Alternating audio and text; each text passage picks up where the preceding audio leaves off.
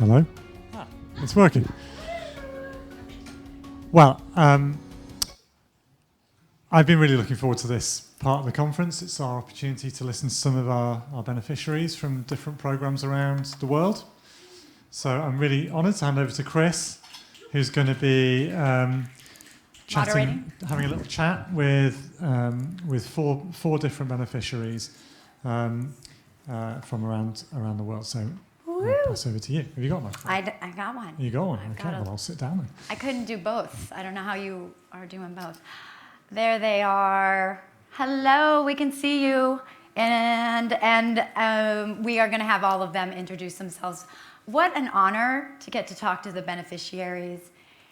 This is our 5th annual conference, and I couldn't be prouder that we continue to grow and see new faces, and it's very exciting. But the thing that we have been deeply missing is a panel honoring our beneficiaries. Now, we have thousands and thousands of them across the globe, so we get to speak to 4 exceptional human beings, and every year thereafter we will continue to add. I think as a surf therapy practitioner, I don't want to speak for all the surf therapy practitioners, but it seems that this is the dream, that our practitioners represent our organizations, go on to represent our organizations, and even more exciting, some of our practitioners become paid staff members. So not only are they benefiting, they are becoming employees of surf therapy programs, and hopefully employees of the Wave, and hopefully employees of Surfers Against Sewage, and all of these incredible organizations out there. So thank you, beneficiaries, for being with us. And I'm saying beneficiaries because I'm going to have them introduce themselves, but let's get to know them and start. So, hello, how are you? Good. Can you tell us your name and what surf therapy program you surf with, and for how long have you been surfing with them? My name is Bryher, and I am with Nuki Wave Project from about 5 years. Woo!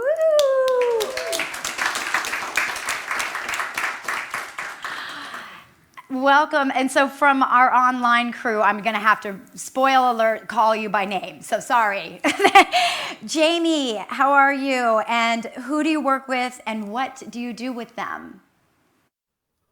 Hi everyone, I'm Jamie Lee Davids. I'm from Ways for Change, and I've been with them for 5 years now, and I'm a training intern.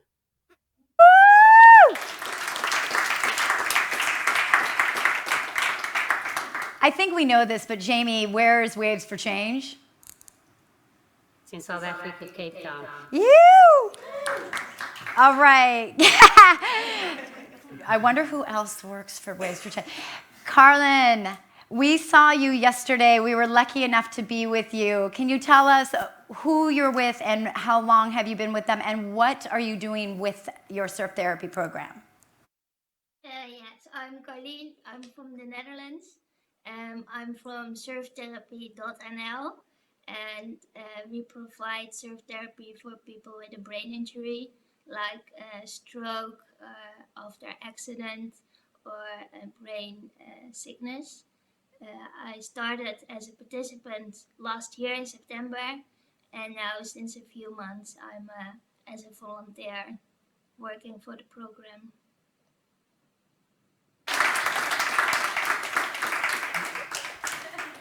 Jose in the house representing. Can you tell us about your program and how long you've been with them, and also what you're doing with them?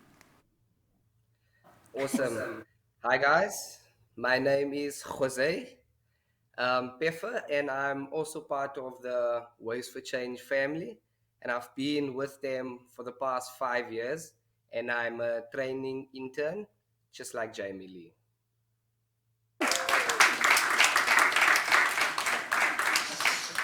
All right, so this is just a quick survey question, and then we're going to dig a little deeper. How did you find out about your surf therapy program, and or who told you about your surf therapy program? Let's ask you, Bryher. My family support worker referred me, and I think it is the best thing she had done. Woo! We love that. Jose, tell us how you found your program, or who told you about Ways for Change. Well, a famous man who goes by the name J.D. van der Walt, a legend, a champion, and well known in the communities for the great work that he does trying to change the youth of today through sport, provided me with this awesome opportunity.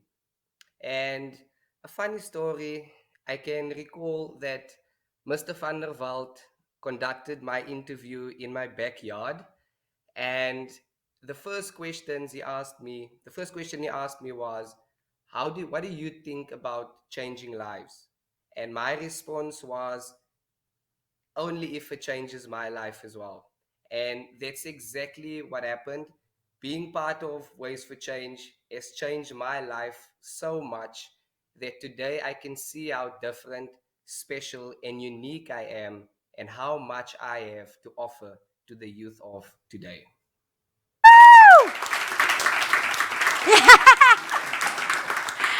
I hope you can hear that cheering and snapping. We love that. Carlien, how about you?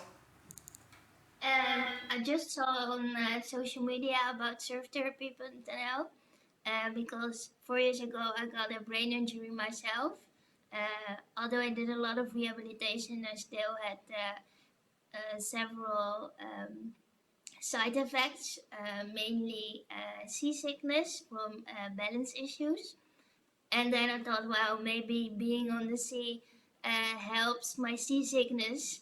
And if not, then it sounds like fun. So in September, I started for 3 Saturday mornings at Surf Therapy. But then the program ended because it's end of season, surf season in the Netherlands. But I got really stoked about surfing, and I thought, well, I have to be more on the beach, more on the water.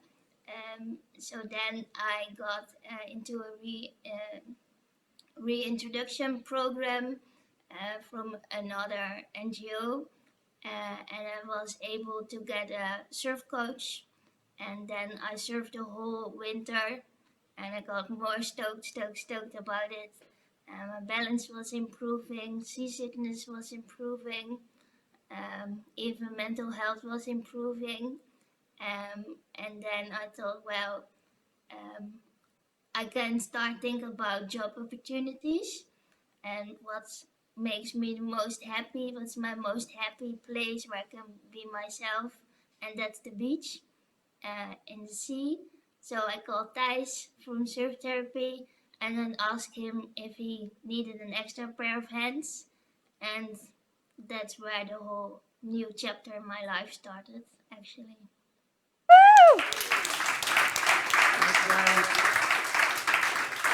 Carlien, you left out that actually what you said was, do you need somebody to wash wetsuits? I'll do it. And that is so awesome. Manifesting what you want. Awesome.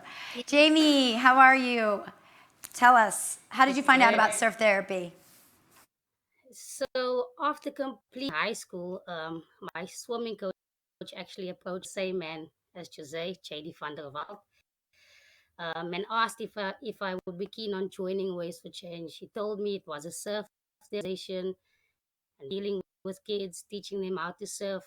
So at first I was a bit nervous, but I think with the support from my fellow colleagues such as Jose and the other Peach and my manager as well, I was able to become brave and open up to them, become vulnerable. And with that, I could help and better my community and help the people become the best versions of themselves.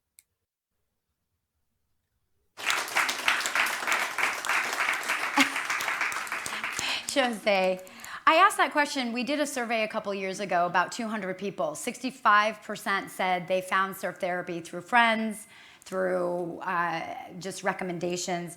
25% said from coaches and volunteers, and only 5% from healthcare professionals, and only 3% from parents and school. So just to give you some background of who's missing the information, and it almost worked out. I didn't actually know their answers to that, but it's not that far off, that either we're recommending it to people or they're finding out from other coaches or healthcare professionals. So really cool. Thanks, everybody. Okay, so let's dig a little deeper. Let's dive into the deep end, all right? You okay with that, Bryher? Awesome. How has surf therapy impacted you and how has it changed your life? You. I can help you. Hello, I'm Charlotte, I'm Bryher's mum, and Welcome, Charlotte. it's not supposed to be me talking, but Okay. Bryher's just had a little moment. She's just getting a little bit emotional, I think, about. So, about 5 years ago, Bryher was having a great deal of trouble at school. Wasn't settling very well into the junior side of school. Had a managed move to another school that failed, unfortunately, and she ended up being excluded and ended up in a special unit called an APA. I don't know, I feel a bit emotional. And it was I'm all right. And it was probably the worst time for her. Restrained, locked in, windows locked, doors locked. It was awful, and she really struggled. But at the same time, we got referred. We're all right.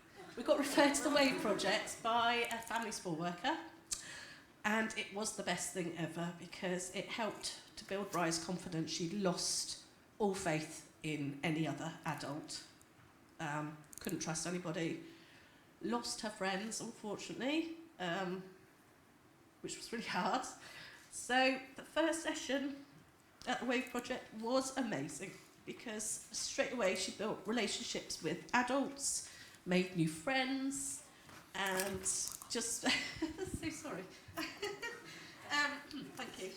You did it. And built up a group of friends around her, started being invited back to things, and at the same time it gave her such a boost in confidence that we managed to get her out of the APA, back into mainstream education, where she stayed all through the rest of primary school. So after missing a year of education, so she was a year behind her peers, she went back to school, she caught up extremely quickly, absolutely blasted year 6, and is now in year 8 of secondary school and doing really, really well. And still at the Wave Project, still loving it, still making friends, and absolutely just loves being with all of the volunteers and the surf instructors. So yeah, she's doing fabulously well. Very proud of her.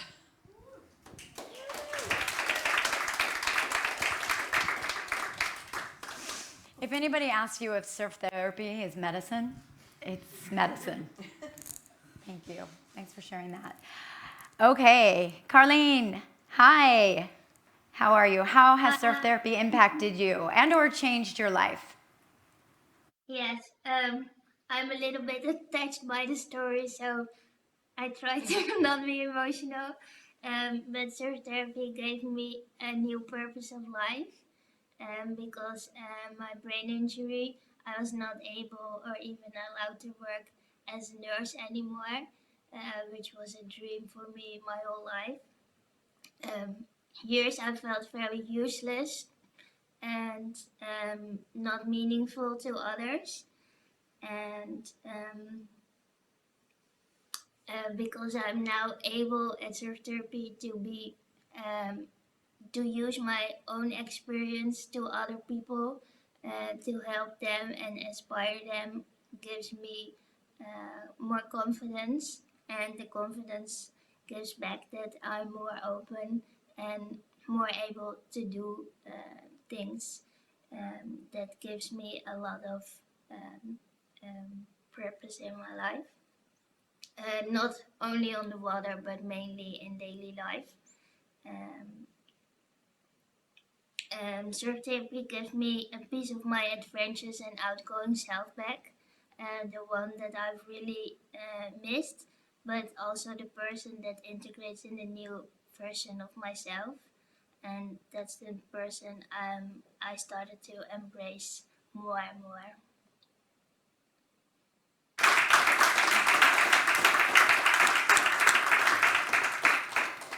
Wow, I love that. Okay, why did you pick the crybaby to moderate? I don't know what they were thinking.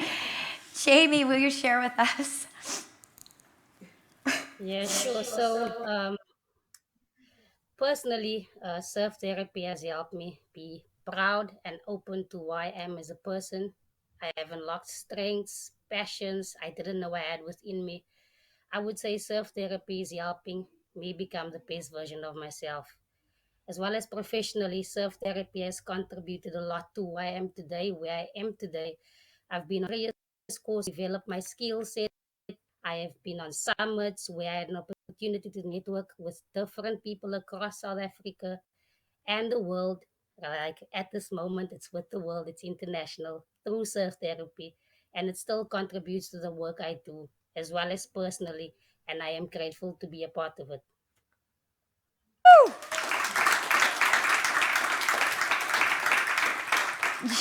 Jamie, we're grateful too. Changing lives one wave at a time. Jose, hi. How you doing? Hi. How you doing? How's it changed your life? How's it impacted you? Honestly, it has made me see the world from a different angle. In the past, I've lived a very small life where everything is limited. And this program allowed me to come out of my shell and to start living the dream that I've always had. And today, I do not limit myself and my abilities, and I do not settle until my good becomes better and my better becomes the best. Surf therapy also struck me with this interesting understanding about my internal world and my external world. My internal world being the life that I live within my mind, body, and soul, and my external world is the life that I live in my community, at work, and at the beach. And I understand now that if my internal world is healthy, the way I will respond to the external world will be positive and healthy. And even today, the way I perform out there, the way I perform at Ways for Change, it's positive and it's healthy. And I always give it my best because I am a champion, just like we all are on this call today. Thank you, guys.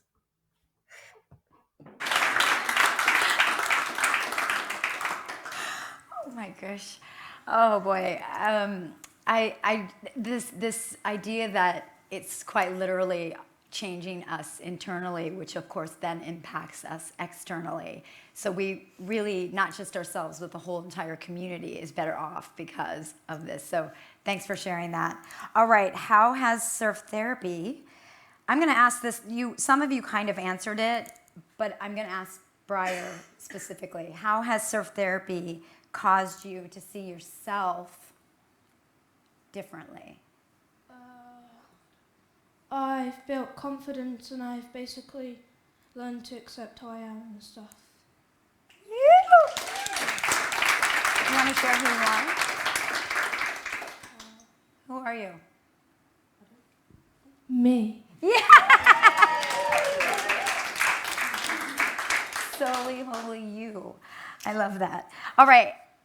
From Africa, from Netherlands, we wish you were here, but you are here. How has surf therapy caused you to either see yourselves or others, or we've been talking a lot about this, about how have you seen the ocean differently?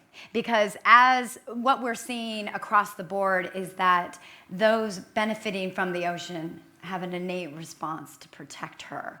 So we are finding that to be across the board for many of the programs. So I'd love to hear from you. Jose, tell us, how has it changed you? First of all, yes, indeed. Um, One of the tools that we use at our program is called the Powerhand, and it allows us to identify our strengths. And I personally, I've used this tool, and today I look at myself in a different light. I see myself better through my strengths, and I see the value in who I am to be in the future. I see it all clear now. And the way I see others is because I grew up in a very diverse community. I've been exposed to a lot of different kind of people, but I was always unable to see the real them. And surf therapy enabled me to observe and to understand their behaviors and their differences. And lastly, the ocean. Oh, the ocean. It was one of my biggest fears, and it was a fear that I needed to overcome. And Ways for Changes provided me with tools to get me to the other side safely. And today, I see the ocean as my happy place, and I see the rhythm to it. But most importantly, I can see the mental comfort that the ocean offers us through surfing. Thank you, guys. Okay. Just say you want to give us a second and walk us through the Powerhand. Okay. I can Yeah, do that. yeah. I can do Yes. that. Let me just We're all get ready. We're comfortable. all ready. We're all able. We want to do this with you. So we're going to do a little activity. Okay. Perfect. This will only take about a few minutes. I want you all to just get in a comfortable position. I'm assuming we all are sitting down, but if you are standing, stand comfortably. I want you to close your eyes, and slowly on the count of three, we're going to start focusing on our breathing. 1, 2, and 3. I want you to take a deep breath in through your nose, hold for 4 counts, and then exhale through your mouth. I want you to continue breathing in that rhythm. I want you to listen to my voice and my voice only. You are all special, you are all different, and you are all unique. I'm going to take you on a journey, and it won't take long. All I want you to do is listen to my voice and my voice only. I want you to place out in front of you as if you are high-fiving someone. Place your hand out in front of you. I want you to imagine that each finger in front of you is a mountain. It's a mountain that's going to be walked by you and you only. With your other hand, I want you to take your index finger and place it at the bottom of your thumb. Now, whilst you're breathing, I want you to imagine that your index finger is you. I want you to take a deep breath in, and I want you to move that index finger up your thumb and slowly think about the strengths that you have that makes you special, different, and unique. When you reach the top of that mountain, I want you to pinch that strength into the tip of your finger or the mountain. And I want you to exhale and move that index finger down the inside curve of your thumb. I want you to take on the next mountain.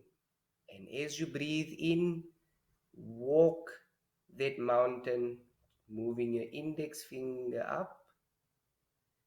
And when you reach the top, I want you to pinch in a strength.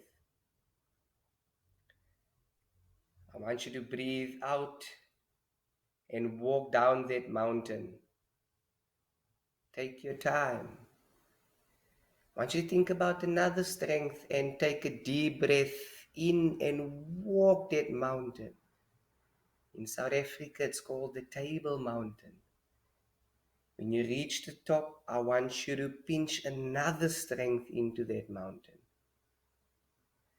I want you to breathe out whilst you are walking down. And before we take on the next mountain, I want you to think of another strength. And I want you to walk up that mountain. Take a deep breath in. When you reach the top, I want you to pinch that strength into that mountain. I want you to breathe out. And we're taking on the baby mountain now. Think of one more strength, and I want you to walk up that mountain while you're taking a deep breath in. When you reach the top, I want you to pinch that strength into that mountain. And we're walking down our last mountain. Now I want you to let your hands down. Put them in a comfortable position. And now I want you to focus again on your breathing. Continue focusing on your breathing. I want you to start taking deeper breaths in and holding for 4 counts. Exhaling after 4 counts. I want you to take about 20 seconds and just reflect on each and every strength that you have left on the top of each and every mountain. These strengths make us different. They make us special, and they make us unique. When your 20 seconds is over, I slowly want you to open your eyes and give me the best smile you've ever given. Look at me, I'm smiling. This is my best smile.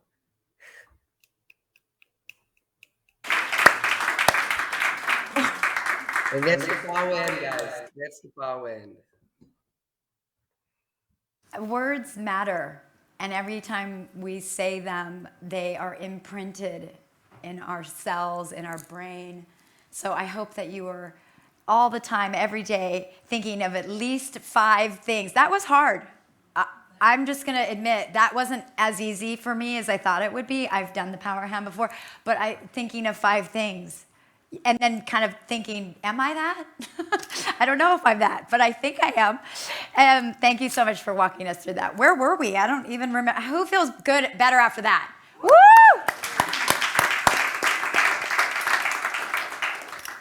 Jamie, that's right. How do you see yourself or others or the ocean any different? I think I'll start with myself and then I'll move along the lines like the ocean does. So at first, I think I was pretty reluctant to like shy. I would shy away from mixing with other people. I only stuck to a specific crowd. But I think with surf therapy, it allowed me to develop the banana culture. Means respect, protect, and communicate. So it's a shaka sign, banana culture.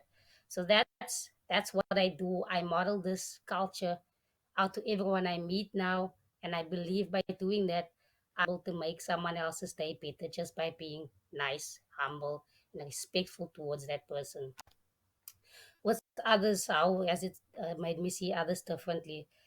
I see people, at first I didn't care about other people. I know it sounds so selfish, but to be honest, I didn't care what other people did, who they were with. But with self therapy, I think it allowed me to have a sense of empathy for other people, not sympathy, but empathy, so that I can go out there and help them be better and be kinder and work toward a new South Africa.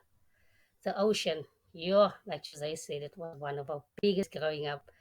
But I think with the ocean, it just made me realize that the ocean has a flow, the ocean has a rhythm, and we don't have to fight that flow or that rhythm. What we need to do as human beings, we need to respect it and go with it. So that's how I see the ocean at this moment.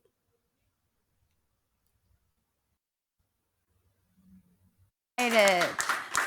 Love that. Don't fight it. Respect it. I love all of that.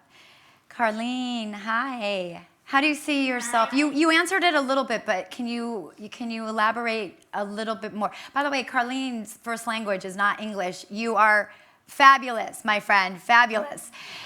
How do you see yourself or others or maybe the ocean? How do you see any of that different? If so, how? Well, I think even others see me different because of surfing, because I've been the sister, the daughter, the friend with a brain injury for 4 years. And now I'm not that person anymore, but now I'm the daredevil who catching the waves in the sea. Nobody in my surroundings dares to surf, does swim in the sea or anything. So they see me now differently because I'm doing an extreme sports, they say. So that, yeah, that helps with personal growth as well because they have faith in me to do things outside the sea as well. So they let me go a little bit more.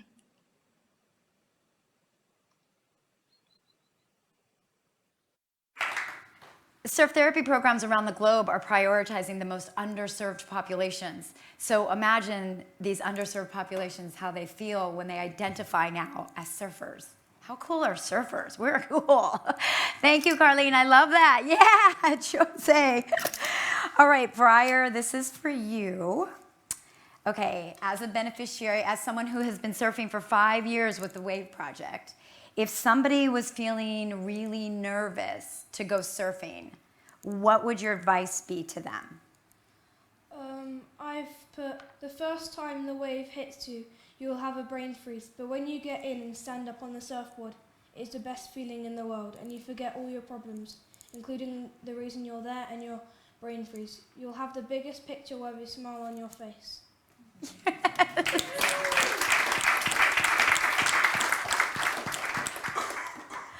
Carlien, how about you? What advice would you give to somebody who is nervous, especially traumatic brain injury? By the way, not everybody would think the sea would actually help that, as you're already feeling seasick on land. And of course, going to sea, you're going to feel even more of that. But what would you say to somebody who is feeling worried or scared?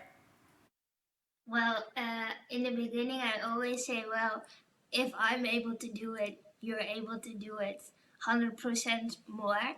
But that doesn't help often. But I think the most important thing is to have faith in yourself, but also faith in Mother Nature.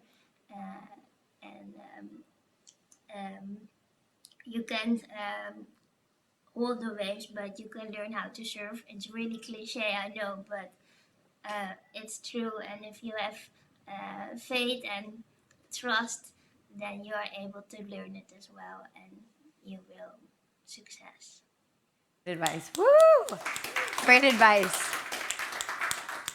Jose, tell us, what do you say to people when they're really nervous or scared, especially when so many of our underserved populations, it's very often their first time surfing? Awesome. So one of the famous tools at Ways for Change is called the Take Five. And it's a meditation tool that focuses on breathing that allows not only the body, but the mind to calm down as well.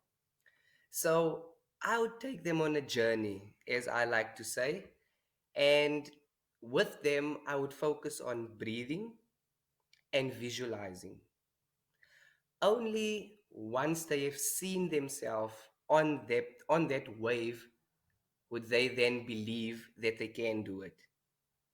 And that's the advice that I would give them, just to prepare them for a new challenging task, but also for them to just imagine riding that wave from the left right down to the right and keep on smiling whilst they're on that wave.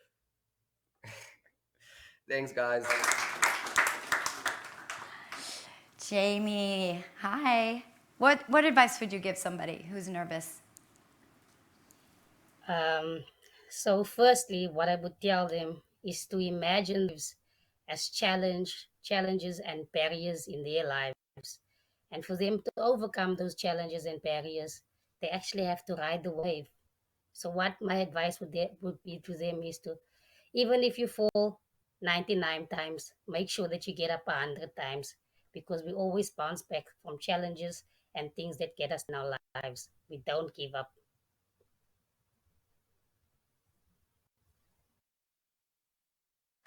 All the land lessons that we actually learn from the sea, the irony of that. So Jamie Lee Davids, I'm going to put you on the spot. Another very fun and powerful tool that Waves for Change uses is Kilo. And I know, but can you please have us all stand up and run us through Kilo, please? Are you ready for it, Jamie? Are you ready for it? All right. Double shaka means yes. That's all good. That means yes, right? All right. So everybody Yes, stand up. yes, definitely. Woo! Cool. So first, what I'm going to do is I'm going to run you guys through a demonstration. Then on the count of 3, we're going to do what I just did. So what we're going to start with is clapping to the left and then clapping to the right. So it's going to go like this. Let's give ourselves a well done. Kilo. 1, 2, 3, 1, 2, 3. Kilo. 1, 2, 3, 1, 2, 3. Well, well, well, well, well, well, well, well, well, well, well, well, well, well, well, well, well, well. Well done. Okay, so on the count of 3, we're gonna do this, guys. Let's do it. Let's give ourselves a well done. Kilo. 1, 2, 3, 1, 2, 3. Kilo. 1, 2, 3, 1, 2, 3. Well, well, well, well, well, well, well, well, well. Well, well, well, well, well, well, well, well, well, well, well done. Yeah. Thank you, guys. See you guys enjoy up there. You just had a whole room full of people. To everyone out there, I hope you were standing up wherever you are in the world and joined us in Kilo. Thank you so much for that. Any questions? I don't actually have the Hoover app, so maybe somebody could come and moderate that. Oh, Joe, great. Awesome. Thank you, Joe. Sorry, people. I'm unprepared here. There's a couple of questions Great. in the app, Chris. Sorry, just give me a second to find them again. So, guys, shall I just ask you? Yeah, you ask. So the first question is, what is a lasting message you've learned from the ocean? Ooh, good one. All right. Is there any message, Bryher, that you'll forever remember because of being in the ocean?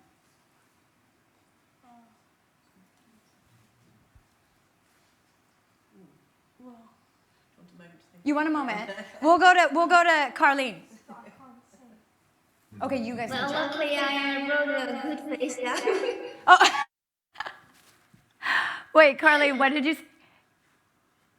you say, Carlien? I wrote a face down, so I don't have to think about it. But I think the most thing about learning... Questions. All right, Jose, go ahead. Carlien, you can think about it. You want to think about it? No, she hasn't. Oh, you've got it. Sorry, Carlien, go. Sorry. Even in the waves of change, we can find our true direction.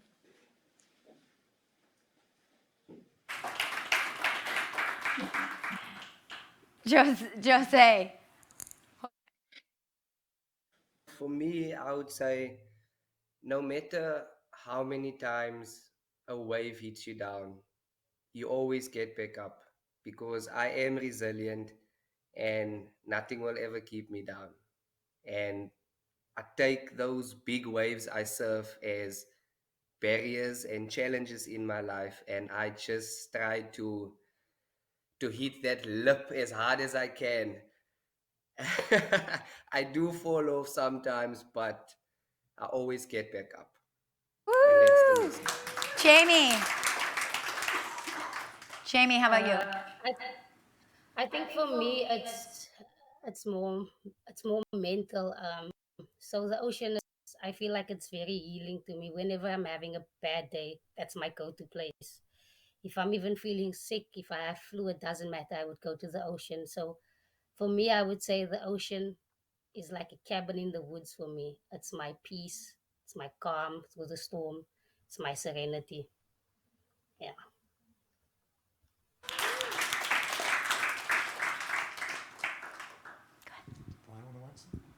Oh, yeah. So learn to trust the water and just let you take it wherever. Just ride with the flow. Yes! Woo! So this next question is, I'll read the whole thing. It says, super awesome to see the four of you representing so many people today. I'm curious, before you started surfing, what was your outlook on surfing, and how has that changed since you started surfing? Ooh, good question. Jamie, what did you think about surfing before you became a surfer? I just thought sharks. Honestly, I just thought sharks at first. I was terrified. I was literally terrified. But I think with the support of my colleagues, with the support of the participants that I coached, I was open to becoming face to face with the ocean and facing that fear head on. So now I'm like on top of the world. I could paddle in the middle of the ocean, and it's just everything is just calm. All right. You want to go? Bryher, how about you? I thought that surfing was just for the cool Hawaiian guys until they realised that girls can do it too. Yeah!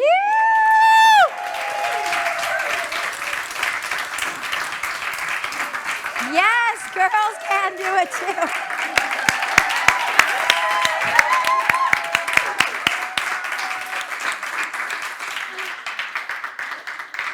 I will have you know 57% of surf therapy programs that have been started by women.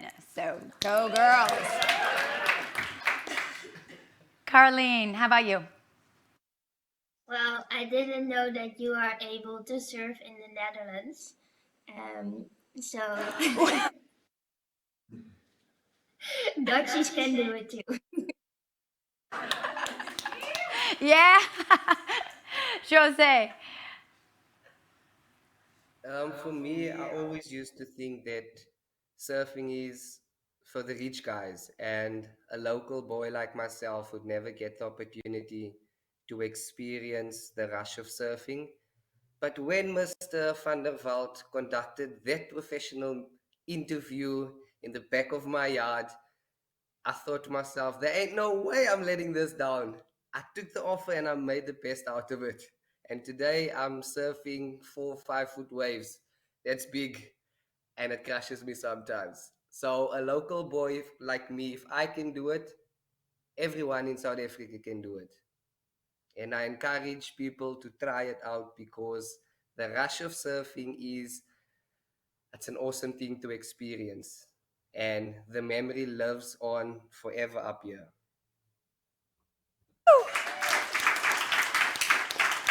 Yeah, Rhonda from Black Girls Surf says that often. If you can't see it, it's hard to believe you could never be it.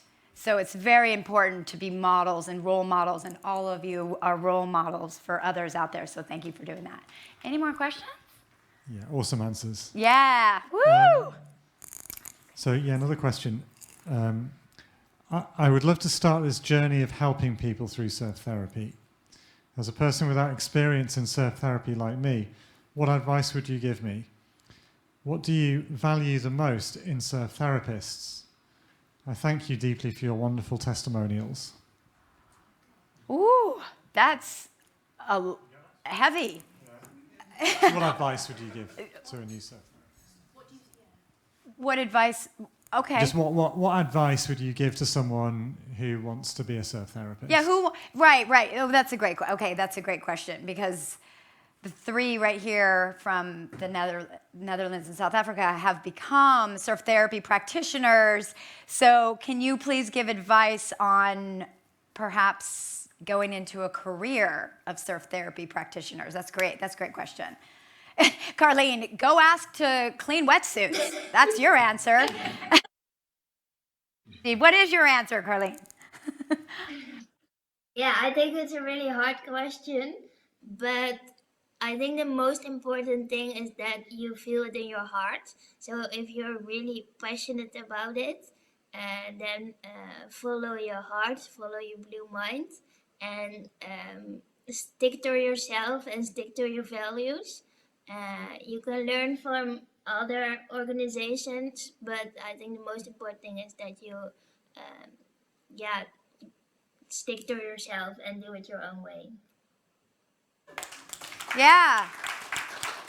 I love that advice. Immerse yourself in surf therapy. Just go be around surf therapy. That's great advice. How about you, Jose?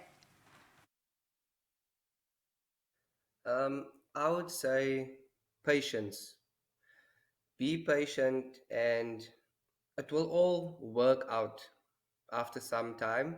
And there will be challenges on your journey, but take each challenge as a learning curve. Advice. Yes. Yeah. Jamie, how do we become you how do I get to be you when I grow up? Yeah. Okay, so firstly, I would advise the person to start with themselves, start with your internal world. So learn how to become a caring adult, learn how to be consistent, learn how to be curious, learn how to be caring. You need to get to know your participants, you need to get to know your beneficiaries. However, if you're not consistent in that, you will lose them. If you're not curious in that, you will lose them. So ask the right questions, know where their needs are, know what resources they need. That would be my advice to start off with. Woo! Powerful. Bryher, we're going to ask you a different question. At what age will you start your surf therapy program? When will you start your program? When will you start your wave project, your own program? I'm never leaving the wave project. Oh! Don't you want to be the president of one? A hands down to wave project. All right, any other questions? Any other? Did you want to give us some advice, Bryher, for what Yeah. someone who's starting out with surf therapy? They have to be kind and learn to understand all types of children with different needs and different backgrounds and stuff. Yeah. You're better. Guys, had a bit of there isn't any more questions on the okay. app, We've got questions. I've Yeah. been asked if we could just, so that the guys here can see everyone, if we could all maybe just come to the front and stand in front of the camera. How awesome! And if we could just say thank you to the panel. Yeah, everybody come Because up. they've been really brave, actually, It's gonna to be give their quick. their They're views just to gonna come us. behind us. They can come So we're going behind to try us and too. crowd You in guys- front of the camera so yeah. they can see us. Woo! Oh my gosh, And we haven't hopefully- done this for anyone. I love this. I love this. Hopefully they got. Guys, can we get them on? That's all coming through to them, is it? Yeah. Can we get them on the screen? Yeah, sorry. Then they're in it too. Well, let's everyone down. Yeah, so that. Yeah, that's the photo.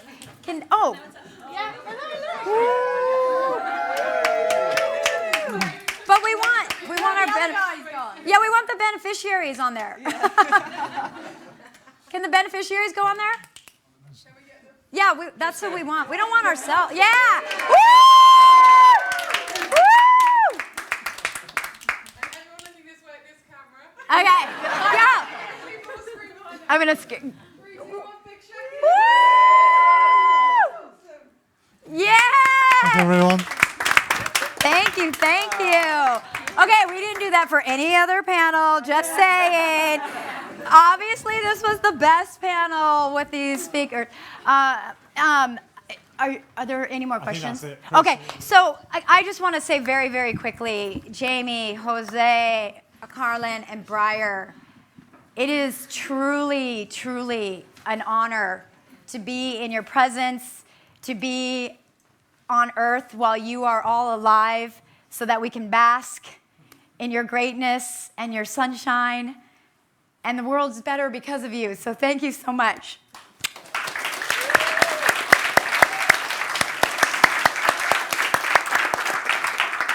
You did good.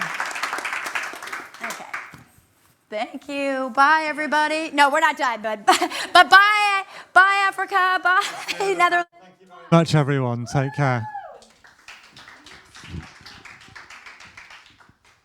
Okay, guys. Well, that's a bit of a wrap for today, I think. So, look, thanks so much for your attention. It's not a wrap for today. Oh, I apologise. We do. Sorry. Yes.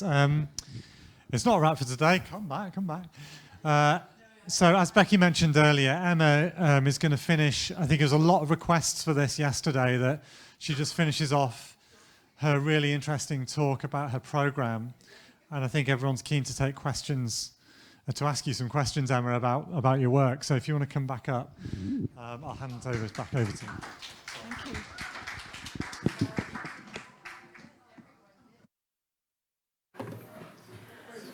Is this on? Yes?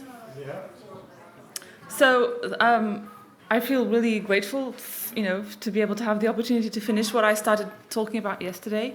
And I'm sorry that you have to stay, a little longer. I know it's been a really long day, and we're all quite overwhelmed, with everything that's been shared yesterday and today.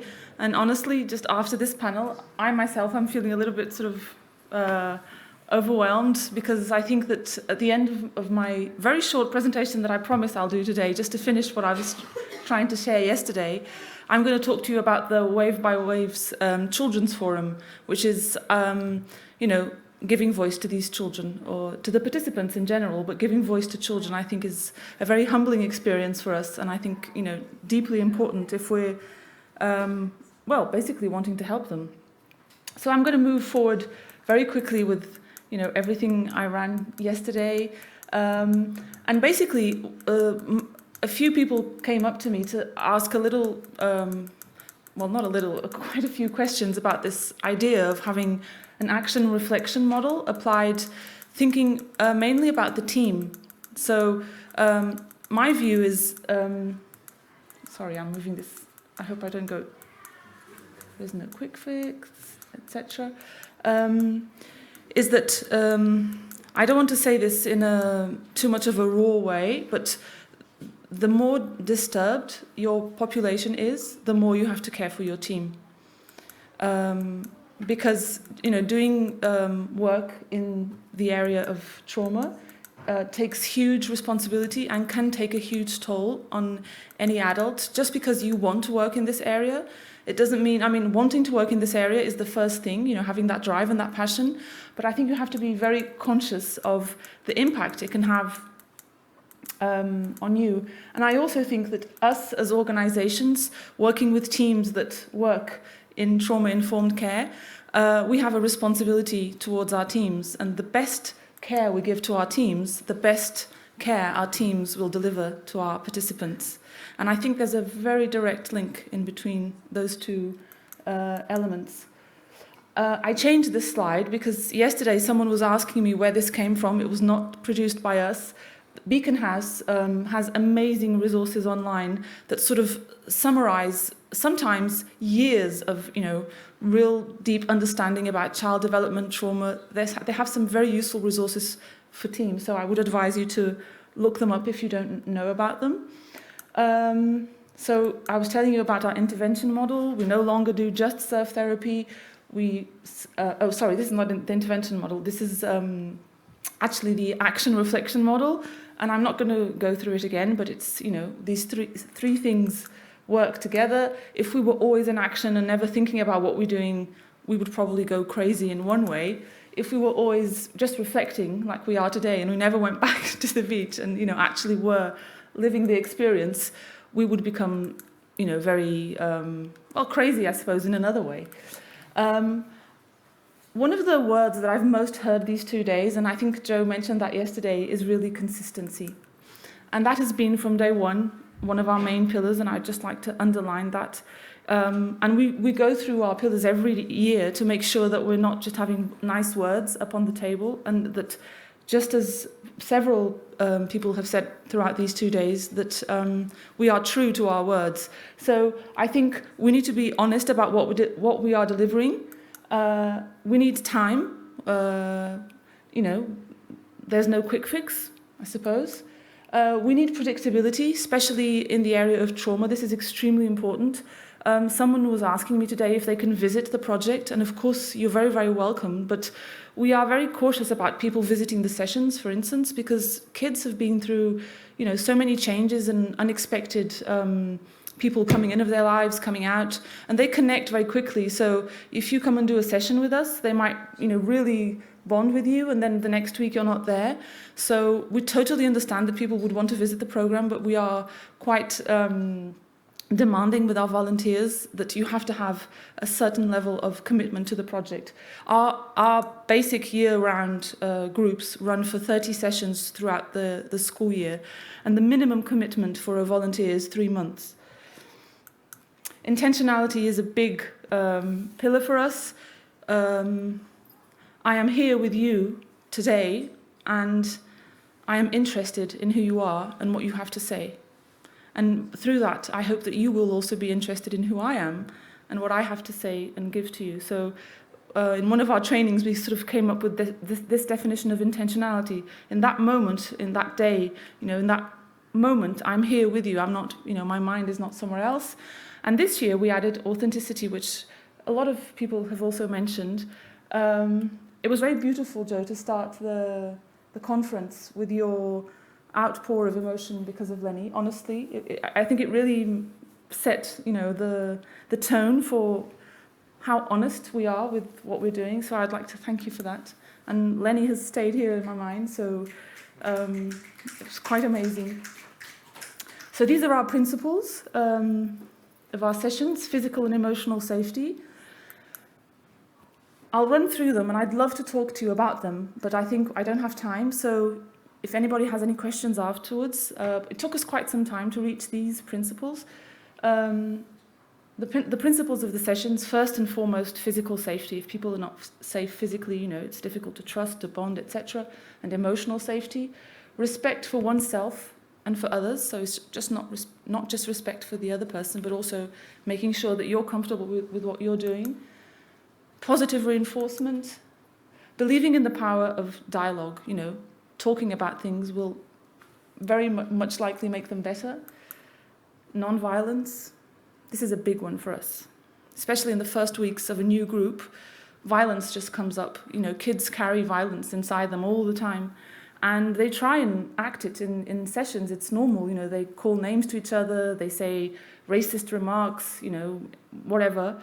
Sometimes they're physically violent, and we're very. In the first sessions, we're very.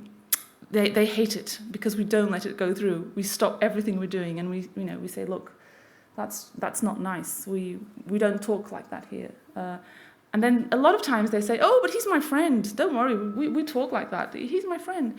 And then we go on, a little deeper, that words do count. And what I found fascinating is throughout, weeks and weeks and years of sessions, I don't think kids want to be violent, honestly. I think they have violence inside them, and sometimes they just have to act it because they have nowhere, to sort of digest it. And so we need to have a huge space as a team to be able to receive that violence, elaborate on it, and then move on to the next level, because that's like the basic atmosphere where then children can learn how to trust the environment, not just to surf, but to share, whatever it is they need to share. So non-violence and non-discrimination are a big...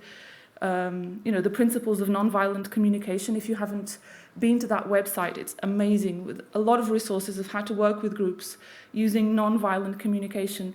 Even when there's a terrible conflict and you think there's no way we're ever going to solve this, it's there are ways. You need time, you need mediators, you need sometimes activities, space, etc. Empathic and active listening, big one. I'm not going to go into it, but this has been said many times. What I do will work much stronger, especially with children, than what I say. So we do a lot of talking in our sessions, but how, for instance, adults talk to each other will be one of the most important models of how we actually communicate, and how, obviously, adults speak to the children. And sometimes our adults will make jokes about the kids, and obviously they don't mean anything bad, but we will bring that up in the meetings of how sometimes certain remarks, even if you're just it's just a joke and you're not trying to be mean, but what is it serving? we're here to try and do something different. And this should be at the top, fun and joy. And we hope that that's a lot of what the kids will take from our sessions. And the sense of freedom that kids get from our sessions, I think, is something that we should strive to. And we came up with this word also, fraternity, which has to do with, brotherhood, and sort of being sort of a family. So I spoke about this yesterday, so I won't go back here. Our sessions run for 2.5 hours. We have a ritual. The kids arrive, there's like a reception moment. We have an initial circle, which is normally shorter than the final circle, and we will always mention who is missing. This is very important. We will always mention something that is changing, like if next week we're going to have someone to visit us, or if someone in the team is going to miss next week, so we're really careful about predictability and making sure that the kids know what's going on. We do a game, a warm-up, sea and surf, which is, as I said yesterday, I'm not going to go too much into that part of what we do, but it's a big, big, big part of, what we do. Then it's the coming back, which sometimes is very difficult for some children. And in the ending circle, there's normally more space, and especially internal space in the kids to actually discuss different themes that throughout our program we try and bring onto the session. But although we have a theme thought out for each session, we always privilege what is actually happening with these kids. So imagine there's one session that we want to talk about empathy or children's rights, but that day, there's been a big situation in the session, and there's been like a big argument, and someone's been crying. We might drop the theme. It's fine, and it's very important that the team is okay about this, because we don't want to add an artificial thing onto something which is much more important to discuss that day. So we do have a program with themes, but we use it as a reference, privileging what the kids bring each day. And then it's the adeja, which means I'll see you soon in Portuguese. And all this runs side by side the possibility of a crisis any moment. So 2.5 hours for the kids. The team comes 1 hour earlier, and 1.5 hours later they stay for a meeting. So we have a base of 4 paid adults for each session, and we might add on volunteers to that. But this was the way we found to guarantee that these kids would be exposed to a consistent, predictable, intentional experience. And so there's the mental health coordinator, the surfing coordinator, the mental health technician, the surfing technician, and then we'll add on volunteers according to the group. What does this group need? And these meetings have become, so the adult is 5 hours working for Wave by Wave, but only 2.5 hours with the kids. And this pre-meeting, as we call it, always starts with each person sharing how they are that day. In the beginning of Wave by Wave, sometimes there was obviously, I wouldn't say it was wrong, but I think we went probably a little bit too deep into how we were each day. Now we're getting better at just answering the question, how am I for what is being asked of me? So for this session today, how am I? And the atmosphere changes after the team have shared this. And this is something that I think can be taken to many different contexts. If you know you're going to go into a difficult situation, just step back a few minutes and just share, that group of people, how you are, and then look at what you have to do.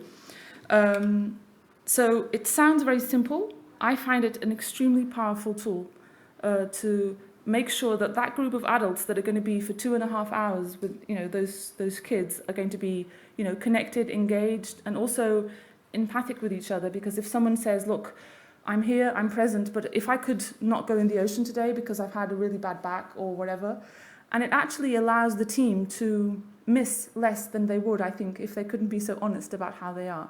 So authenticity here is very important. Sometimes, people have had a really bad day, but a lot of the people working for Wave by Wave actually share that just working in a place where you can share how you are is actually very, very valuable. They really embrace this moment.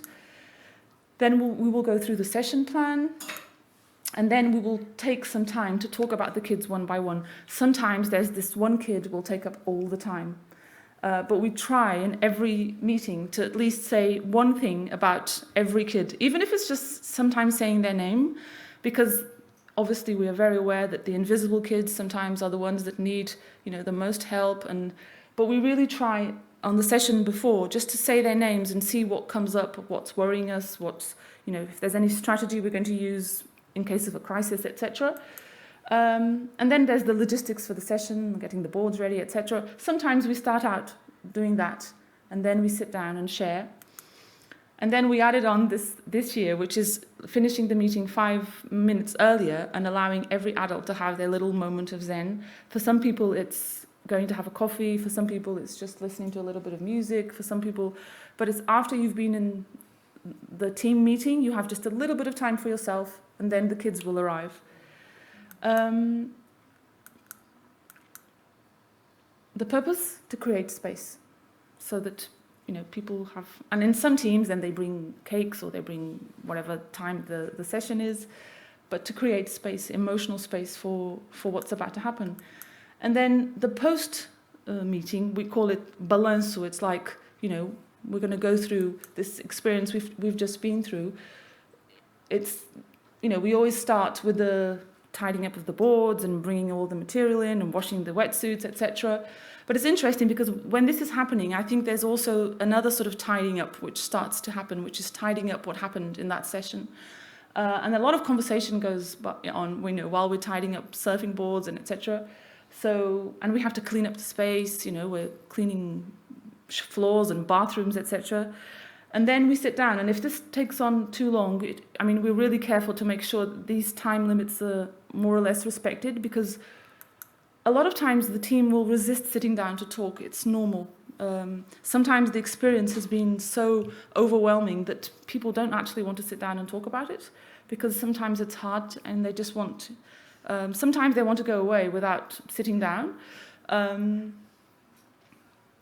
But we give the team also a little bit of time just before we sit down. There's also a lot of registering done in this first part, because we have behavioral register. Sorry, my English has gone for that. But we have like an Excel with every child, what they did in the session. And it's a sort of internal way of evaluating what's happening in our sessions. Then everybody can have the word goes around. How was the session for you? How was the session for you? Not going into too much detail for every child, but it's important to get like the general overview of how it was for you. And I didn't say something about the first meeting, but I think that the fact that every adult can actually have share how they are means that before you go and see the children, you've been heard, you've been seen, and you've been heard. And I think this is deeply important, because we're going to ask these people to really be available. And so, again, I think we need to take care of them. And also listening how the session was before we go into each child gives us a very interesting perspective of actually what happened, because I don't know if it happens to you, but sometimes when you're talking about the session afterwards, you realise that some things happened and you didn't even notice that had happened during the session, and so, or someone had a really difficult time, or someone had an amazing moment and we didn't, because we were doing something else. And it also tells you a lot about how your team is. If someone keeps saying the session was really difficult for me, then maybe this person needs, extra support. And then we go on talking about the kids one by one and registering what we say. And that's it. That's the end of the session. The purpose is to renew hope. So throughout the week, a person might have like 2 groups that they come and do with us. And so they'll spend the green time reflecting. But we always try and make the presence in this other meeting, which happens at the end of the week, it's like to close the week before you go away. So we run from Monday to Thursday. Friday, Saturday, and Sunday, we stop. So this is possible because we've, I think it's very important, especially if some adults are doing like 3 sessions a week, to have a period where they can disconnect and then reconnect.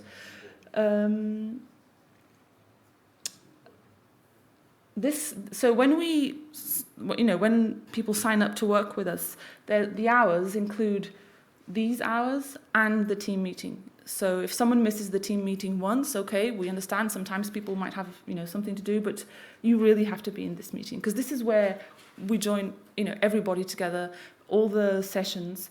It's a 3-hour meeting, all the groups, and we might be discussing one case for a long time, because by discussing one case in depth, you really learn how to look at children, in depth. So we try throughout the year to have at least 2 kids discussed in depth in this big meeting, and that throughout the year we can, most of the kids can go past this, can be included in this meeting, so that they have been looked at and thought of. I didn't write that sentence actually at the beginning, but that's also one of the sentences that came out of our sessions, is that we believe in the depth of things, just like in the ocean. We believe in the depth of things. We are interested in the depth of things, which isn't always easy, but we believe in it. So this is very recent, okay? It's not as though we suddenly came up with this. We sort of realized as time went by that it's important not to be for too many weeks in a row working with the same team, because they will become quite exhausted. So September is our prep month. We're getting the camps ready and all the administrative work, and we do training, 2-day training with the team. So camps are going to start next Monday, and then we run throughout the year, and we always have a break in between Christmas and New Year, mandatory for everyone to take like 10 days and just be with your family and just forget about Wave by Wave, honestly. Although some people in the team will be very careful to keep contact with some of the kids during sensitive times. So if they're available to do that, that's wonderful. And then, we have another training session in January, another one in April, and those breaks, that's Carnival, that's Easter. Then in July, we have 4 weeks of summer camps. Before, we used to do them in August, but again, we all need a break. And so we started that this year, actually. The team was away for 4 weeks. We didn't speak to each other for 4 weeks. And it was very important, honestly, because I think, we really need to disconnect to be able to reconnect. What is it like to be an adult in this context? I'm not going to answer that question now, but it can be quite demanding. This slide was to show you that sometimes, you can feel like a little bit overwhelmed with what is being asked of you.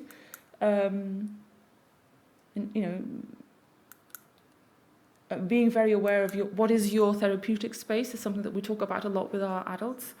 I've come to realize that there are people with amazing therapeutic capacities that have no training. But they have to be made aware of that. Sometimes they're not aware of how wonderful they are with these kids. And so more and more I've opened my mind to that. I mean, we do have a base of clinical psychologists, etc., but there are people with wonderful therapeutic capacities, but that just needs to be brought up so that it can be used in a more intentional way. So I shouldn't be risking it therapeutically, just because a little boy is asking me to go outside on a board, and if I'm not feeling safe about it, I won't do it. I'll have to ask for help, even if that makes him a little bit frustrated. My safety and has to come first, because otherwise I can't pass any safety onto him. So just this idea of where is my therapeutic space in surf therapy sessions? Do I prefer being in the water, on the beach? For some surfing technicians, it's difficult to have a long conversation on the beach. They want to go in the water, which is only natural because that's where they feel safer, therapeutically, to be with these kids. But sometimes the kid doesn't want to go in the water and he wants to speak to you. So it's challenging because sometimes these conversations can be really hard and you're on your own and you feel like you don't have the tools. So we always say, look, just listen, validate, don't try and be a therapist, just be there for them and then bring it to the meeting and we'll look it through and we'll try and support you through that. So that's the therapeutic space. I don't know if I'll run through this very quickly because I have no idea what time it is, but it was very difficult through the pandemic, as you can imagine. No physical presence, no ocean, no group, no nothing, and not knowing when it was going to end. So, with kids locked up in foster institutions, it just, as you can imagine, with COVID cases, kids in isolation, all this, that, and the other. So it took us a little bit of time to sort of adapt, like 2 or 3 weeks to think, like, what are we going to do? One of the things that we did was we continued paying the team all throughout the pandemic, even when the sessions were not running in the beach. And so at the timetable when they were supposed to be at the sessions, we asked them to keep contact with the children. So the most important part of our pandemic was actually weekly individual phone calls, which brought out things that wouldn't have been shown had we stayed at the beach. So there was actually an opportunity here, and long conversations sometimes with some of the adults about things and situations that maybe there wouldn't have been time. So, and because, there were quite a few weeks of isolation, the kids thought it was a bit strange at the beginning also, like getting this phone call suddenly from someone from Wave by Wave. But then they started expecting this call, which was great. We did some virtual sessions, which went quite well. With training for surfing, music, whatever the kids wanted to do. We really increased our social media presence during those weeks. We had once a week stories being read, recipes, interviewing people, all sorts of things happening, and we would tell the kids the week before on the phone what was going to happen the next week so that we could stay in touch. We created our YouTube channel. Each person in our team did a homemade video about something that they wanted to share with the kids, and we published it.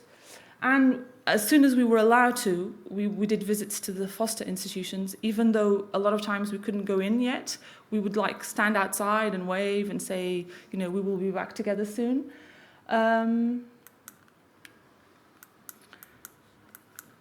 Sorry.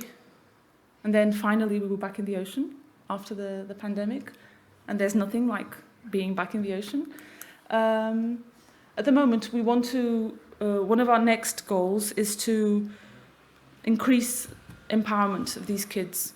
And so we're writing a manifesto for their rights, which we have a base already, which I'm not going to share with you because it was written by the adults, and we want to have the kids think about it. It's every 2 weeks there's going to be a meeting with some of our kids, and we want to empower them so that they feel they have a voice, like what just happened here today. But it can be sensitive how we are going to do it. There are different strategies to build a forum for children or any population which has been disrespected in their basic rights, which we believe a lot of these kids have. But it's, I don't know exactly what's going to come out of it, but I'm sure that it's going to be important. We just have to stick to it now. If we say we're going to do it, we have to do it. And that's it. I think I reached the end of it. Big shout out to my team. I wish I'd done this yesterday. And if I could, I would sleep in the sea. And sometimes we do. Thank you so much.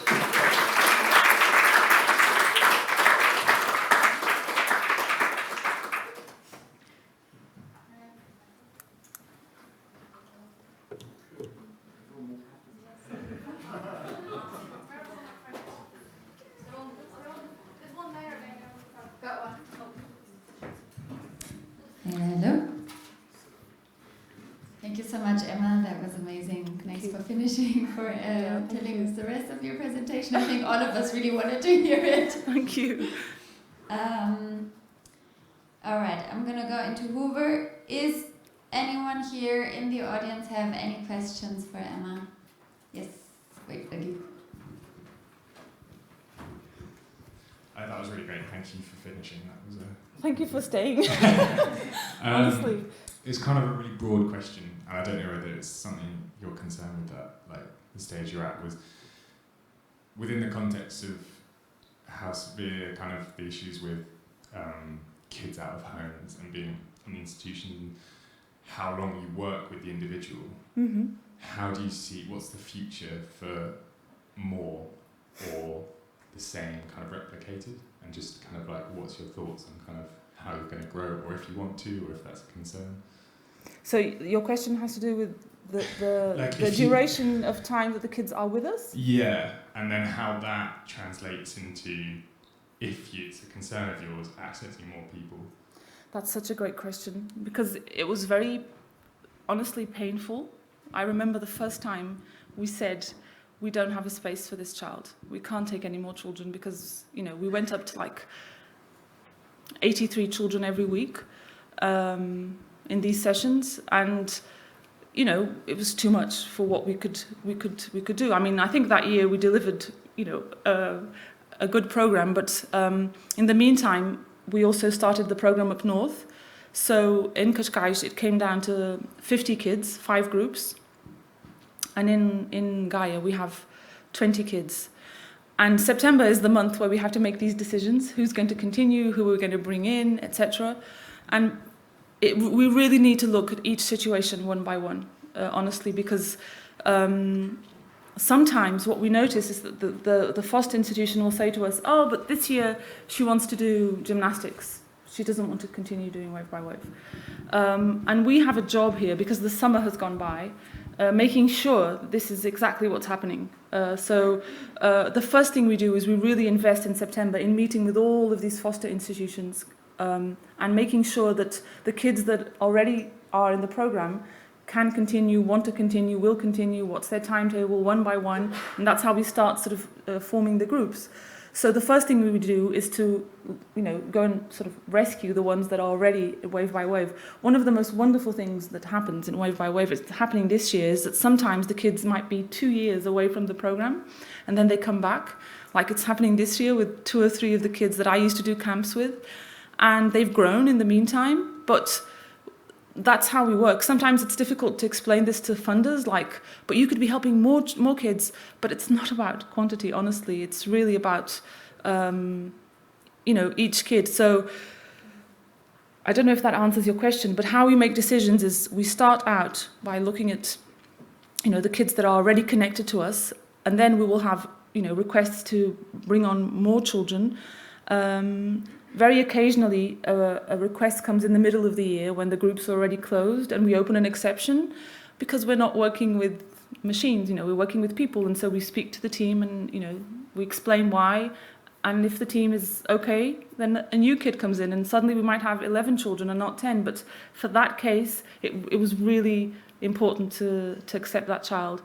And so, basically, that's how we try and maintain that trust that they have in us, that we will make sure that if they're not with us, it's because they've moved on, and that's fine.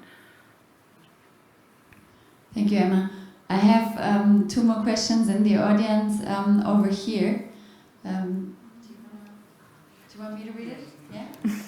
All right. Do you have professional staff at every session? Would this model work if you purely relied on volunteers with no paid professionals?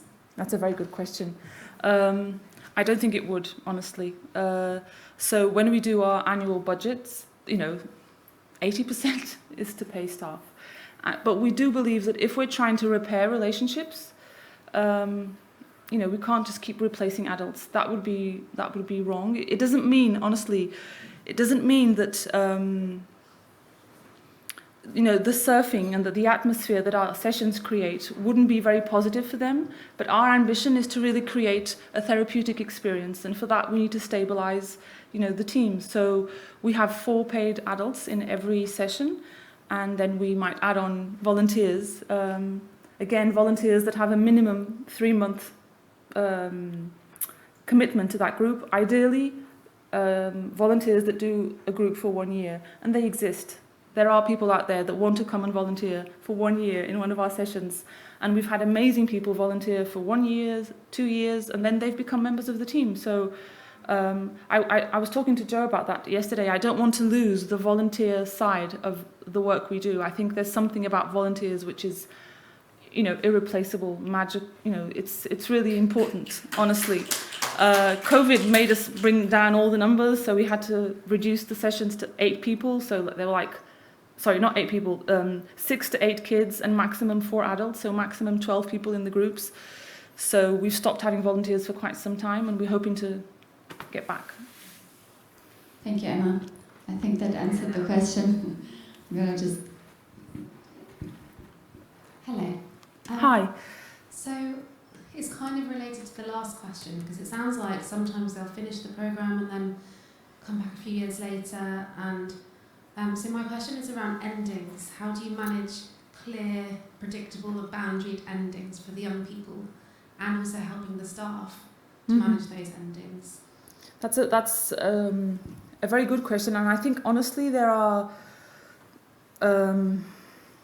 things that we actually haven't completely figured out how we're going to do this, because just like Messe was speaking this afternoon, we want to be here forever. I mean, we want to be here forever for these kids, but we also know that we have to have, you know, clear boundaries or clear, maybe even closure. I think we try and do that with the programs we offer. So you're going to be with us for 1 year, every Tuesday from 9:30 to 12 with these adults, these kids. And what will happen after that? Then we hope you can come and do a summer camp with us, and hopefully next year you will come back. But we never say you are going to come back. We say we're going to do everything in our power to make sure you come back. But for now, this is what we can really rely on. This year we were more organised in planning the year, as you can see, and we actually have the calendar of the sessions that are going to happen even in July, and we already have kids with their names down for that. And that's really, you know, positive. So imagine a kid doesn't have a timetable compatible with our sessions at school, okay, but he knows he's going to come and do a summer camp. So he'll have a little bit of being back with us. Kids come back a lot. They come and visit us. We try and support them in their, you know, passing on to their professional life. Sometimes it's very hard working with these institutions because, you know, they don't have transport. They don't. So we have like bunches of kids sometimes that we really want them to continue, and the logistics just doesn't allow it. And so what we do then is we try and make sure we have a conversation with the child, ideally visiting them, if not through the phone, to explain why this year, you know, you won't be able to be with us. But we are here for you. We have like rituals like calling children on their birthdays, etc. So I don't know if that answers your question, but it's not easy, and it doesn't mean that we always, you know, we can always get everywhere, but we try to. So I think the children also feel that. And I think, because, you know, even families aren't perfect, so... Thank you, Emma. Do we have another question in the end there? Yeah.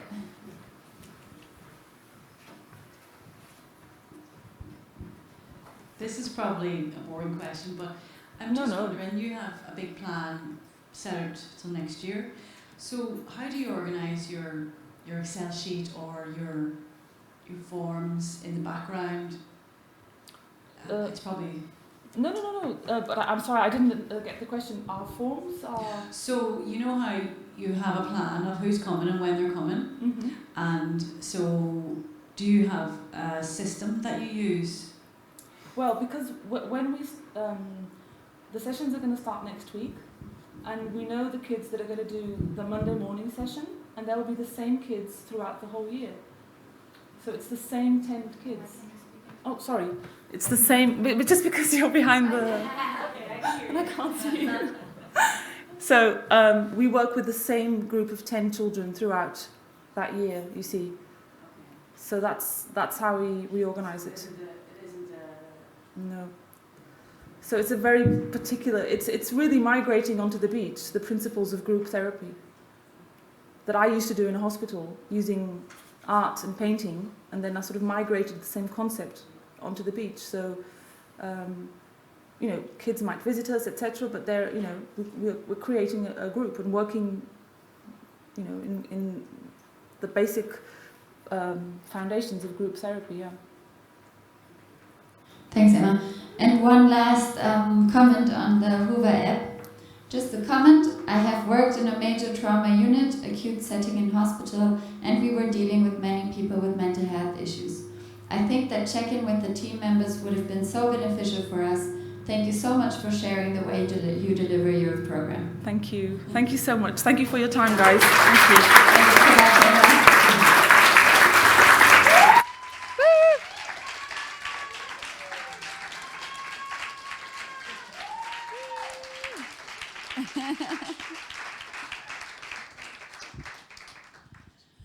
All right, everyone. It is time to call it a day. Let's go out, surf, chill, whatever you have planned.